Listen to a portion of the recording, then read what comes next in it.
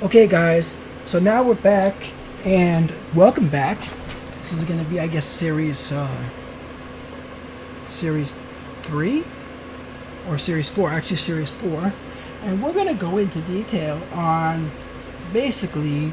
Well, I had to think about something we could create. How about we just create a notepad, keep notes, and then we can have different type of notes. We can have bookmark notes. We can keep notes of just actual text. We can even keep notes of passwords if you wanted to.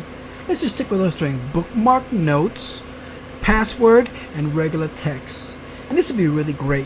And actually, we can design our application for each type of environment. I'm going to show you that, and I'm just actually to come up with it on the fly, so you can see that you can come up with this on the fly yourself. So, okay, well, we're back into the app that we finished off with on the series 3, end of series 3.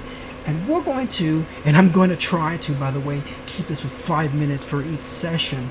So what I'm going to tell you is what I'm going to do in this series of 4.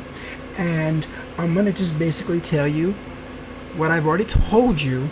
And we are going to create a step-by-step process of pre-made pages by just dragging on the different screens, and then we're going to put our content on them, and then we're going to figure out what database we want them to connect to, what table of collections we want to connect to, because that's actually the easiest way to do this. So we're going to come up with a workflow, and from that workflow we're going to go a step further. Now remember, from our last series we had the sign up, the login. We recreated the sign up and the login ourselves, but the forgot password and sign up, it's already, the forgot password we already have basically set for us, so we don't need to do any further. And then when we log on, remember, we're going to go through the loading page, which then goes to our home page. And then also we have a feature: when you've already logged in, you can either go to the home or you can go to my profile, which allows you to change your profile picture, which is going to show up on every single page on your app. Okay, so that is about as far as I'm going to go in this particular video, and we're going to go in the next one. We're actually going to start hit the ground running. Yeah. All right, guys. See you then.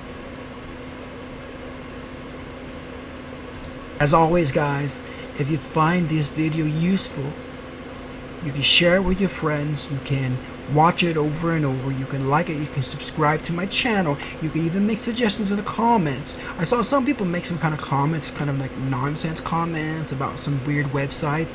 Don't do that, guys. Respect the free value that you're getting. If you want more value, let me know. Alright, see you in the next video. Awesome.